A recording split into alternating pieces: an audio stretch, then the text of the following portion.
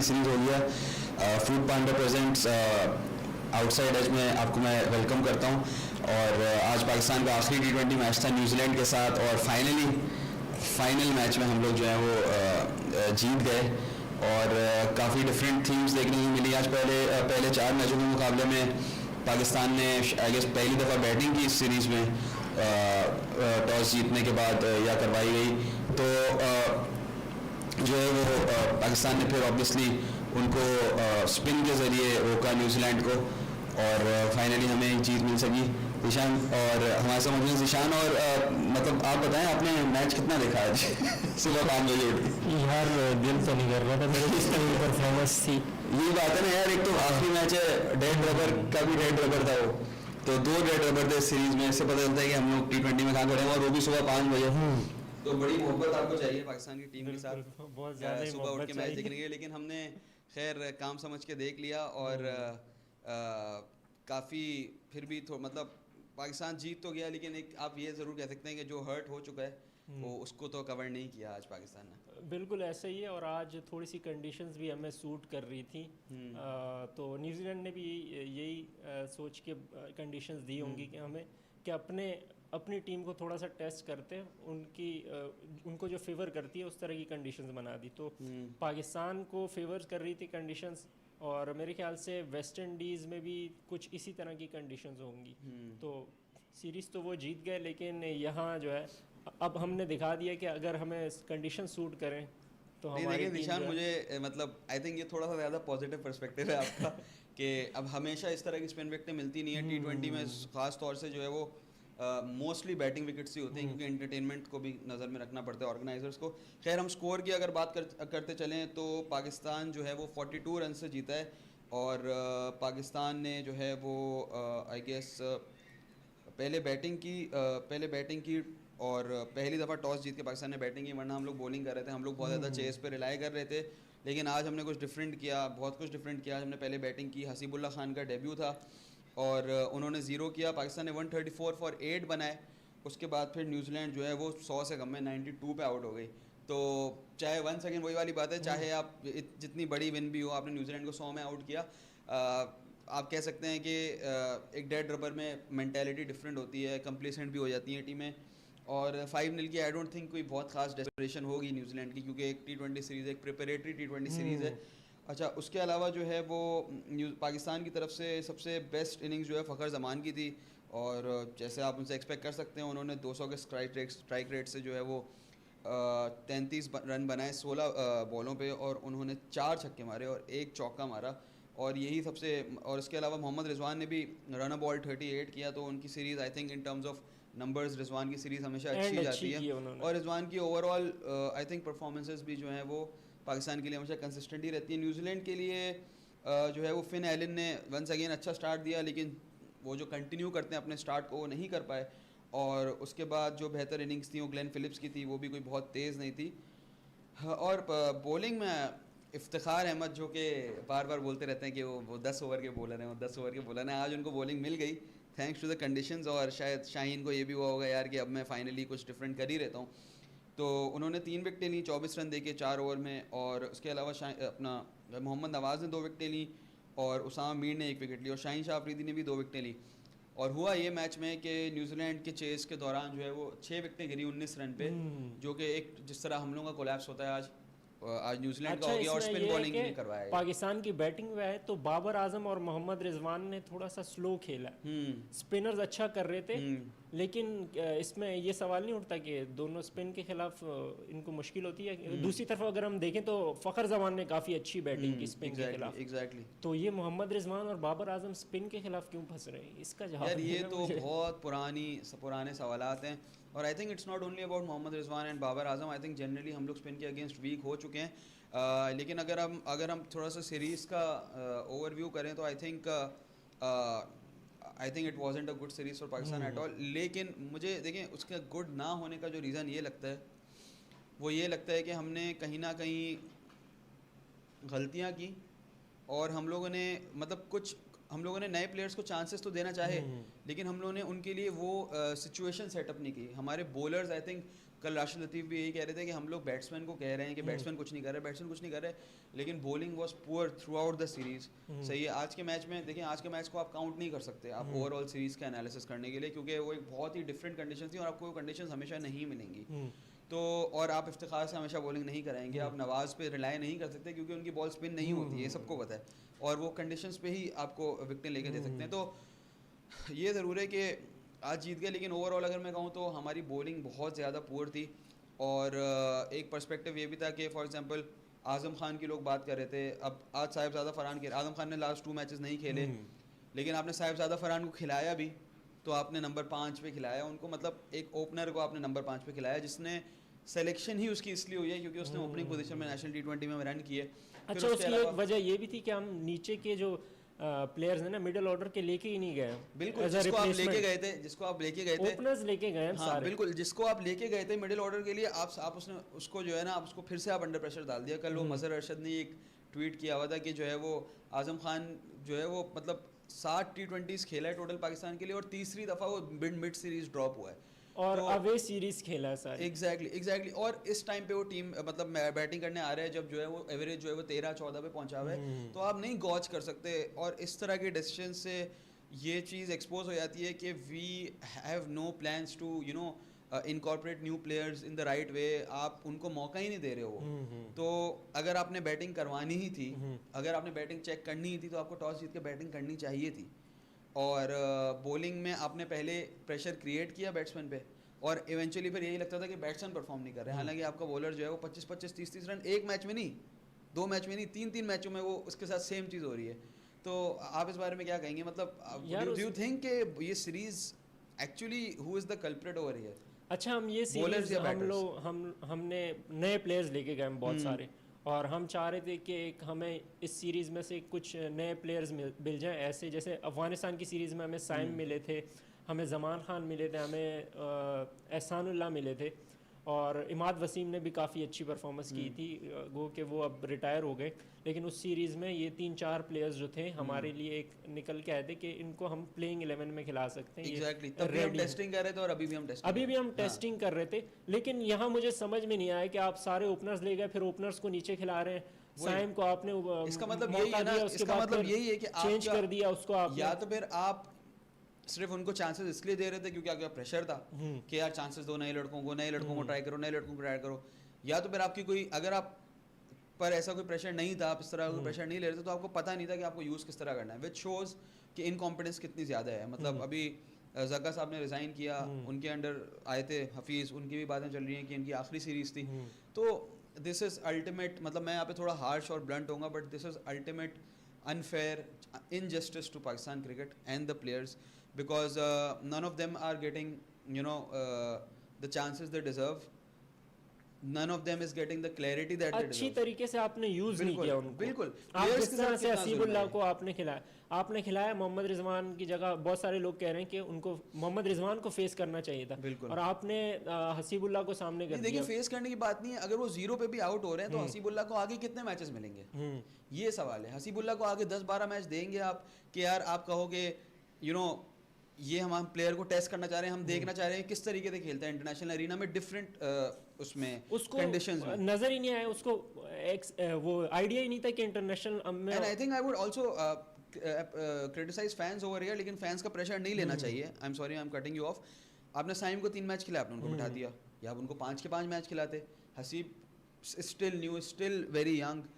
साइम फिर भी 22-23 साल का लड़का है, सिस्टम से गुजर चुका है, अंडर 19 खेल चुका है, उसका अच्छा टाइम था उसको पूरे मैच खिलाने का। आजम को पूरे मैच खिलाने का हमेशा अच्छा टाइम रहेगा जब तक वो फिट है, और उसकी फिटनेस T20 के लिहाज से मैं नहीं मानता कि कोई कमी। If a player can win you matches, then there is nothing else that you need from him. मतलब किसी ने जो है ना इसमें एक हवाओं में उड़ के कैचेस नहीं लेने। एक पॉइंट ये भी है मेरा कि इसमें ये भी होता है कि अब अगर एक प्लेयर का फेलियर हो रहा है बार बार, तो वो थोड़ा प्रेशर में आ जाता है। एग्जैक्टली, और अब उसको ड्रॉप करेंगे तो और प्रेशर में आएगा। नहीं, मेरा एक और पॉइंट है, मेरा ये पॉइंट है कि अगर आप उसको ड्रॉप करते हो और आप उसको समझाते हो कि यार हम आपको ड्रॉप कर रहे हैं, आप थोड़ा सा आप पे प्रेशर आ रहा है, तो अगर आप आगे फेल होते हो तो ऐसा ना हो कि आप ना एकदम से उससे ही आउट हो जाओ, डिसहार्ट हो जाओ। हाँ, डिसहार्ट हो जाओ।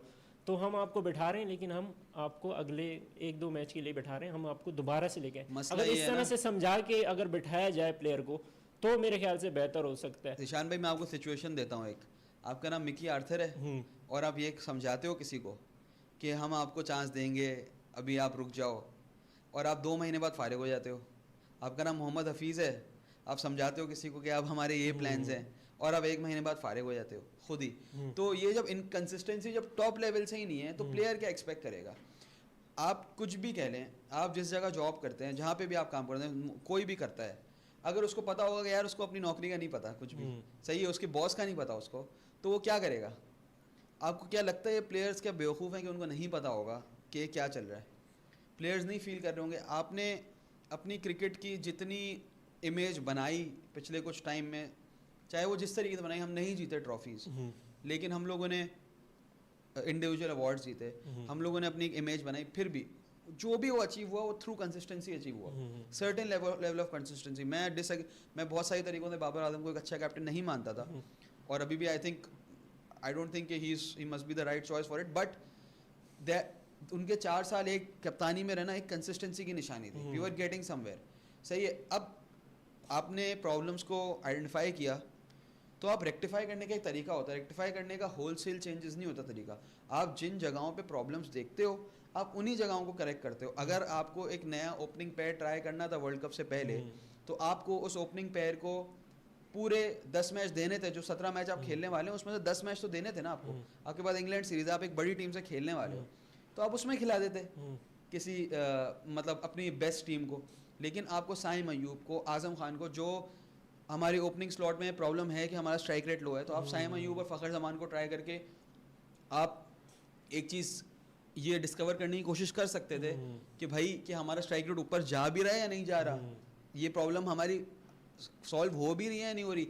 अगर नंबर 6 पे आपके पास फिनिशर नहीं है तो आप आजम को 10 मैच देते ना उसमें, ताकि आपको पता चलता है कि नंबर 6 पे जो हमने जिस लड़के ने परफॉर्म किया हुआ है डोमेस्टिक में, तो वो परफॉर्म करेगा या नहीं करेगा 6 पे, और पीछे तो आपको कोई नजर भी नहीं आ रहा। इसी तरीके से आपके स्पिनर्स हैं, आपको नवाज, आपको 2 से 3 नाम बता दे जो कि मिडिल ऑर्डर में फिट होते हैं एज अ फिनिशर। बिल्कुल, आपने एक प्लेयर को एक्चुअली उसकी पोजीशन के लिहाज से सेलेक्ट किया, उसका नाम है आजम खान।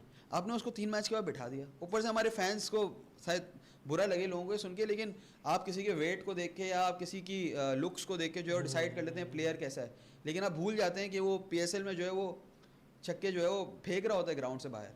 तो कैपेबिलिटी तो है ना, जब उसको मौका ही नहीं मिला है, उसके स्टैट्स बताते हैं कि कब उसको ड्रॉप किया गया, कब उसको पिक किया गया, कितना उसको चांस दिया गया, हर चीज़ ऑन पेपर है।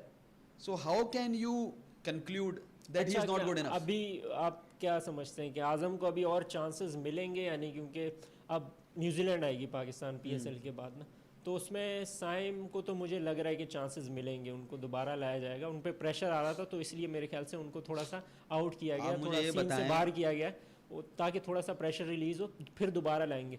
क्या आजम खान को हम दोबारा लेके आएंगे? ये एक सवाल उठता है। आप किससे पूछने जाएंगे? अगर मैं आपसे बोलूं कि यार ये सवाल आपको क्या लगता है? नहीं, आप बताएं ना, आप किससे पूछने जाएंगे? अगर आपको सवाल पूछना है तो आप किससे पूछने जाएंगे? मैं कैप्टन और कोच से पूछना कोच से पूछना चाहूँगा। आपको पता ही नहीं है कोच कौन है, आपको पता ही नहीं है कोच को लगाने वाला कौन है, तो आप किससे पूछेंगे? वो तो चले गए अपनी 2 महीने की नौकरी करके, लेकिन कैप्टन तो रहेंगे मेरे ख्याल से। कैप्टन तो रहेगा। कैप्टन की कहाँ चलती? कैप्टन की चलने के लिए बहुत ज़रूरी है कि उसको बोर्ड बैक करे।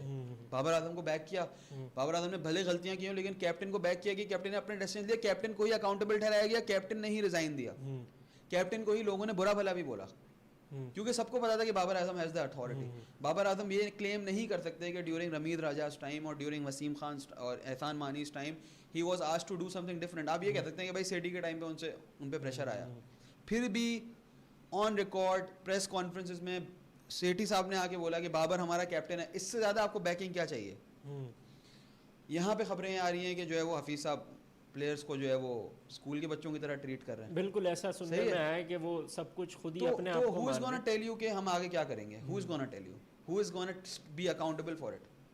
सो ये अनफेयर एटीट्यूड है। Sadly speaking, I may be held really, you know, I may be considered really rude over here, but the thing is that Mohammad Hafeez साहब ने या जो भी लोग थे उन्होंने अपना ख्याल किया सिर्फ at the end of the day. उन्होंने उनकी मैं नीयत पे शक नहीं कर रहा, लेकिन जिस तरीके से उन्होंने चीज़ें की, दे ओनली थॉट अबाउट कि हम अभी क्या करनी है, क्योंकि सबको पता था कि वन मैन शो नजर आए हैं मुझे। बिल्कुल। वो स्पिन बॉलिंग भी सिखा रहे होते हैं, कीपिंग सिखा रहे होते हैं, उनकी जो तस्वीरें और वीडियोस आ रही होती हैं, बैटिंग सिखा रहे होते हैं। तो मेरे ख्याल से अगर वो ऐसा करते कि right man for the right job रखते, सईद अजमल मौजूद हैं आपके पास, उमर गुल हैं, देखिए right man of the right job आपको तब पता चलता है आपके पास। देखिए right man of the for the right job को तब पता चलता है उसको टाइम देते हो। सही है। वो कोई भी राइट मैन आता है ना, जैसे मैं किसी और को भी ये मिसाल दे रहा था, फुटबॉल में कोच को लिया जाता है, किसी को अपॉइंट किया जाता है, भले आपकी टीम की जो वैल्यू है, आपकी टीम की जो क्वालिटी है, आपके जो रिसोर्सेज हैं, उसके हिसाब से उसको बताया जाता है। फॉर एग्जांपल यार आपको 4th फिनिश करना है प्रीमियर लीग में, अगर उसने 4th फिनिश नहीं किया, कितने कोचेस सैक होते हैं फुटबॉल में, लेकिन उसको सीजन मिलता है ना, उसको 2 सीजन 3 सीजन मिलते हैं ना, आपको रीबिल्ड करना है इस क्लब को। तो यार आपको खुद पता है, मतलब देखिए मैं इस पर ब्लेम नहीं करूंगा कि पीसीबी में क्या हो रहा है, जब आपको खुद पता है कि आपकी जॉब का आपको 6 महीने का नहीं पता, how can you make long term plans, how can you come on in a press conference and से कि मैं कल्चर बदल दूंगा, मैं ये कर दूंगा, मैं वो कर दूंगा, and then you dictate the players. सही है। तो how can you even think of trying new players when you know that you wouldn't be even there to give them enough time. So I think थोड़ी ideal बातें कर रहा हूँ, हो सकता है कि जब जॉब मिलती हो तो लोगों को एक्साइटमेंट होती है उस बात की यार कि हम कुछ कर लेंगे, लेकिन as a cricketer who has represented Pakistan for at the top level for like a good number of years, more than a decade I guess, one should be considerate enough कि प्लेयर्स के साथ जुल्म ना हो। मुझे सबसे ज़्यादा जो विक्टिम लगते हैं ना इस पूरे सिस्टम के, वो प्लेयर्स लगते हैं। मैं कभी किसी प्लेयर को बुरा भला नहीं बोलूँगा, मैं कभी किसी प्लेयर को, और अगर कोई प्लेयर कोई बुरी चीज़ करता है ना, तो आई थिंक वो सिस्टम की रिफ्लेक्शन होती है। आप क्या कहेंगे इस बात? हाँ, मेरे ख्याल से भी हफीज़ और शाहीन शाह अफरीदी और शान मसूद भी इसमें शामिल हैं। तो टेस्ट में शान मसूद और हफीज़ वहाँ एक अपनी नई टीम बनाना चाह रहे हैं। जैसे आपने कहा कि एक कोच, फुटबॉल में एक कोच आता है ना, तो वो अपनी एक टीम बनाता है, वो दूसरे क्लब से वो करता है, प्लेयर्स चेंज करता है, और अपनी स्ट्रेटजी के हिसाब से जो उसको खिलानी होती है, जिस स्ट्रेटजी के हिसाब से खेलना होता है, उस हिसाब से वो अपनी टीम बनाता है। तो यहाँ भी मेरे ख्याल से हफीज़ और जो हमारे कैप्टन्स हैं वो अपनी स्ट्रेटजी के हिसाब से टीम बनाना चाह रहे थे, लेकिन वो तरीका उनको नहीं आया कि उन प्लेयर्स को ट्राई कैसे करना है, खिलाना कैसे है, कंसिस्टेंटली चांसेस देने हैं। अब यासीब की लेने, आपने एक मैच दे दिया उनको, आपने आखिरी मैच, तो वो किस तरह से डिलीवर कर पाएंगे। आजम को आपने 3 मैचेस दे दिए, उनका सही से पता नहीं लग पाया। बहुत सारे लोग कह रहे थे कि आजम को अगर आपने खिलाना है तो 5 मैचेस दे दें। 5 क्या यार, आपके पास 17 मैच हैं वर्ल्ड कप से पहले। आपका जो है वो ये टारगेट होना चाहिए कि यार हम लोग अपने वर्ल्ड कप की बेंच स्ट्रेंथ बनाएं। आप चलें, आप इस्टेब्लिश कर लें आप कि जो है वो आपकी जो टीम है ना वही सब कुछ है, मतलब वही जो आपकी पहले से टीम बनी हुई है वही जो है वो। एक ये अपना शाहीन शाह अफरीदी की भी ट्वीट आई है, tough series loss no doubt, losing is never easy but I couldn't be prouder of my team, we have backed up players and our game plans throughout, we have given new talents a chance to explore different combinations, it's all part of our journey, I have full faith in this unit, we'll bounce back stronger। यार ये सबको पता है कि मतलब obviously नज़र आता है कि ये ट्वीट पहले से लिखी हुई थी, और आजकल पीआर का गेम है सारा, तो ऑब्वियसली प्लेयर इमेजेस मैटर, और उसी तरह की ट्वीट है। This doesn't make sense to me, मतलब I would be harsh over here, maybe our producer would be happy about that, I am being harsh over here, but the thing is that you did not आप give जो new talents players a लेके chance। गए उनको आप utilise सही से नहीं कर सके। If you और wanted जिस तरह to, आपने सिलेक्शन की, सारे ओपनर्स ले गए आपने नए टैलेंट को क्या, आपने पुराने टैलेंट को भी सही से चांस नहीं दिया। आपने पुराने टैलेंट जहाँ परफॉर्म करे थे वहां से उनको आपने हटा दिया, नए प्लेयर जो आप लाए थे उनको जगह पे खिलाया नहीं। हाँ, उनको वहाँ खिलाया जाए, उनकी जगह नहीं। और दूसरी चीज़ इसमें ये आती है कि आप कहते हैं कि डोमेस्टिक के परफॉर्मर्स को लेके जाना है, ठीक है। अब डोमेस्टिक में सारे T20 में आपको पता है ओपनर्स परफॉर्म करते हैं, क्योंकि ज़्यादा से ज़्यादा टाइम ओपनर्स को ही मिलता है। अब 20 ओवर्स होते हैं ओपनर्स के पास, तो आप उनके पास रन्स करने का चांस ज़्यादा होता है एज़ कम्पेयर टू दूसरे जो नीचे प्लेयर्स आते हैं मिडिल ऑर्डर में। तो जिन्होंने रन्स किए हुए थे, जो टॉप स्कोरर्स थे, साहिबजादा, फरहान, हसीबुल्ला, मोहम्मद हारिस ने भी इस दफ़ा रन्स किए थे। अब साइम अयूब थे, मोहम्मद रिजवान थे, बाबर आजम थे, तो ये सारे आप ओपनर्स ले गए। अच्छा, आपके पास प्रॉब्लम कहाँ आ रही है? मिडल ऑर्डर में।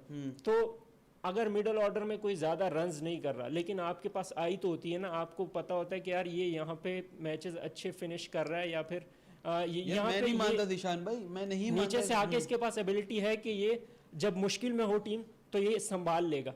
तो एक दो मेरे ख्याल से आप मिडल ऑर्डर के भी प्लेयर्स अगर लेके जाते, पोटेंशियल प्लेयर्स जो होते हैं, जो आपको पता है कि ये कर पाएंगे, वो अगर आप लेके जाते, तो अगर इफ्तिखार फेल हुए तो आपके पास कम से कम रिप्लेसमेंट तो होती है, आप रिप्लेस तो कर सकते होते। अब आप इफ्तिखार से वो आजम से फरहान को रिप्लेस कर रहे हैं और इफ्तिखार की रिप्लेसमेंट ही नहीं है आपके पास। तो ये सिलेक्शन में भी एरर थे बहुत सारे। देखिए रिप्लेसमेंट की बात नहीं है। अब मैं आपको बता दूं दो चीज़ें। एक तो पहली बात ये है कि हमें ये सीरीज बॉलर्स ने हरवाई है, सही है, आप मान लें इस बात को, क्योंकि आप इतने रन खाओगे ना तो आप एक्सपेक्ट नहीं कर सकते कि बैट्समैन कोई जादू की छड़ी चढ़ाएंगे। आप 200 खा रहे हो यार, कोई मजाक नहीं है। फिर आप डेब्यूटेंट से या नए प्लेयर से एक्सपेक्ट कर रहे हो कि आपको मैच जिता के देंगे।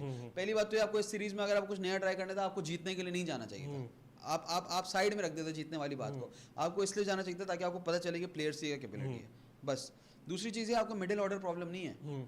आपका प्रॉब्लम मिडिल ऑर्डर तब पता चलेगा ना यार, कि आप जब रन इतने होंगे कि उसको मौका मिलेगा चेस करने का। नहीं, अच्छा, पहले दो मैचेस जो थे उसमें मिडल ऑर्डर को पूरा मौका मिला कि वो फिनिश जाके कर सके। मेरी बात सुने, मैं आपसे ये कह रहा हूं, पहले 10 ओवर में हमारे 100 हो जाते थे, तो अगले 10 ओवर में और आखिर के जो 10 ओवर होते हैं उसमें आप एक्सेलरेट करते हो, वहां आपसे रन ही नहीं हुए। एक में 200 का टारगेट था मेरे ख्याल 220 225, एक में 190 का था। तो आपके 10 ओवर में 100 हो गए, उसके बाद नीचे के जो आपके प्लेयर्स आए वो फिनिश नहीं कर पाए। देखिए आपका बहुत बड़ा प्रॉब्लम। एक आपने इफ्तिखार को चांस दिया इतने टाइम तक, राइट, आपने उससे एक्सपेक्ट करना है ना कि वो फिनिश करके देगा।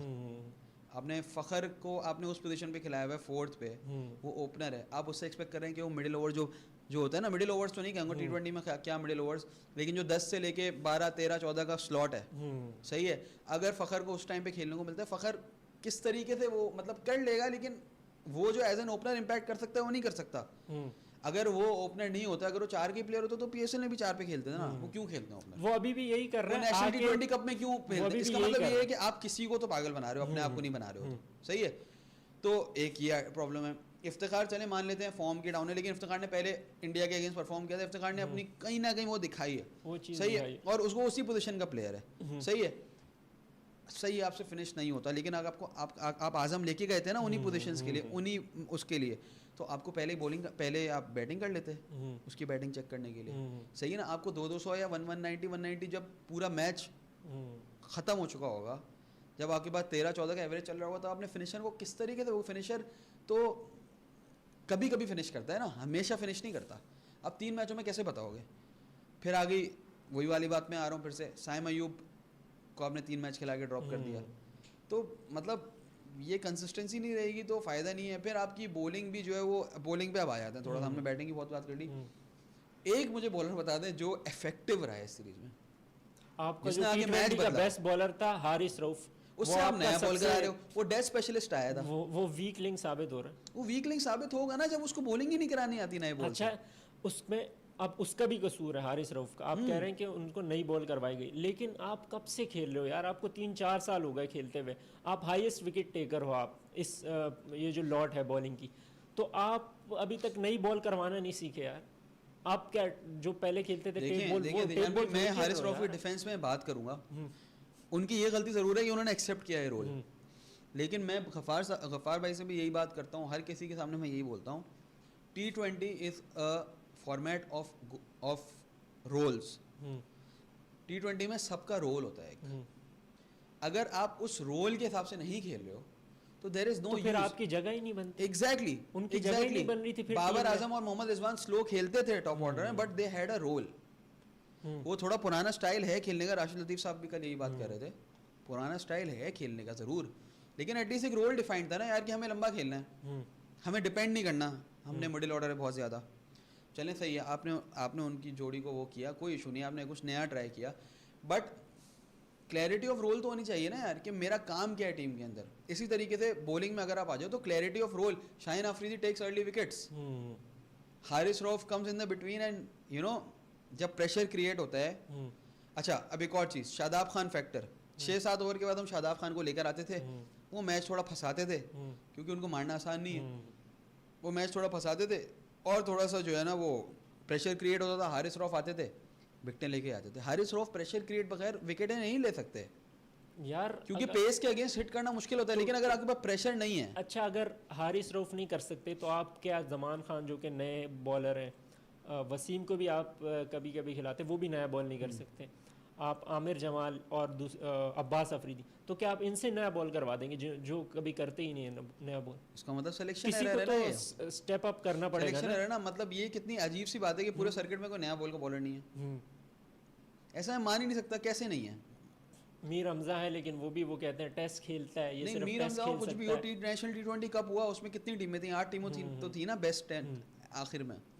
8 टीमों में एक बॉलर नहीं था जैसे नए बॉल से। ये जहादात खान और एक आशिफ अली वगैरह, आप क्यों नहीं लेके गए इनको?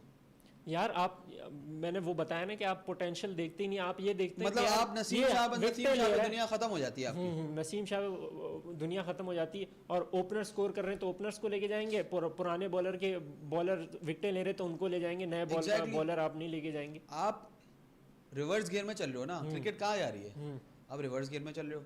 फिर जो फॉरवर्ड गियर वाला है, आप उसको कहते हो कि इसने जो है वर्ल्ड कप हरवा दिया। मैं किसी की फेवर में बात नहीं कर रहा, लेकिन यार आप एटलीस्ट उन लोगों को तो लेकर आओ। आपके पास जो कोचेस बैठे हुए हैं, लोकल कोचेस, आप लोकल कोचेस पे होते हो, बनाओ ना अब्दुल रहमान को कोच बनाओ, बनाओ उसको टीम डायरेक्टर। नहीं, उसको भी नहीं बनाना, वो क्रिकेटर थोड़ी है, उसकी मोनोपोली थोड़ी है, वो माफिया थोड़ी है कोई। सॉरी टू से, he is just a coach. He hasn't played a test match or a one-day match for Pakistan. आप उसको आपने इंटरनेशनल कोचेस के साथ लगाया, Mickey Arthur Abdul Rehman is a Multan Sultan में आपने लगाया, जब वो इस स्टेज पे पहुंच गया कि वो अब टेक ओवर कर सकता है।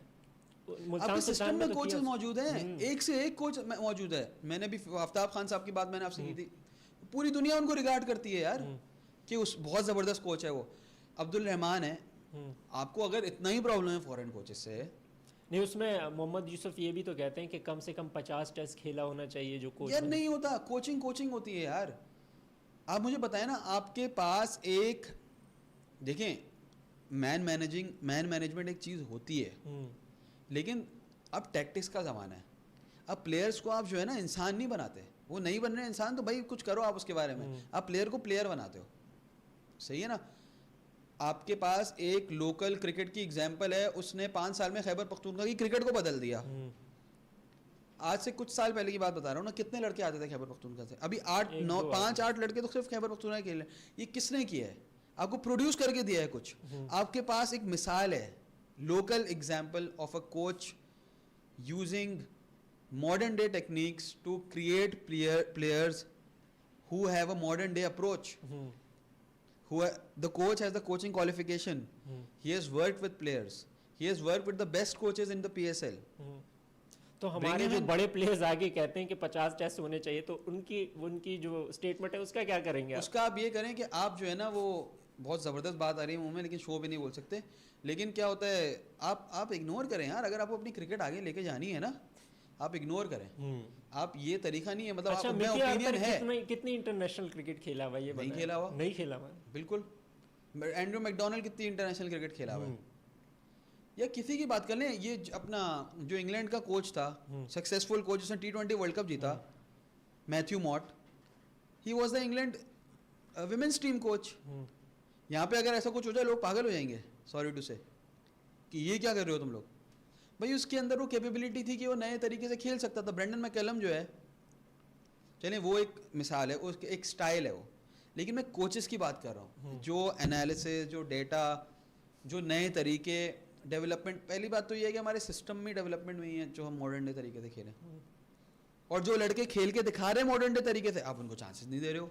आप साहिबजादा फरहान की नेशनल T20 कप उठा के देख लो, उसने किस तरीके से ओपनर रोल को अदा किया है। आप साहिब अयूब को उठा के देख लो, उसने किस तरीके से ओपनर को अदा किया। आप फिनिशिंग रोल में आदम खान को उठा के देख लो, सही है।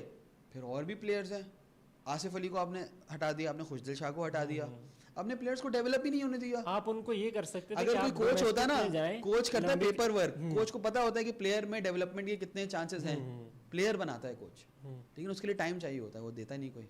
चलो फिर या चेयरमैन को टाइम नहीं मिलता बेचारे को। मेरे ख्याल से इसी के साथ इस हाँ। डिस्कशन को ख़त्म करते हैं और इंग्लैंड और इंडिया की सीरीज़ में भी हम आते रहेंगे आपके साथ। अभी होने वाली है टेस्ट होने मैच वाली का है, उसके सीजन बाद फिर से शुरू होने PSL वाला भी है। है। तो बहुत सारी चीज़ें जो है और बहुत सारा कंटेंट आपके लिए आने वाला है आउटसाइड एज पर।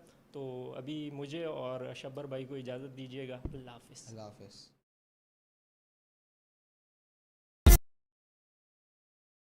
हर के हल की delivery no problem, don't worry, foodpanda संभाल लेगा।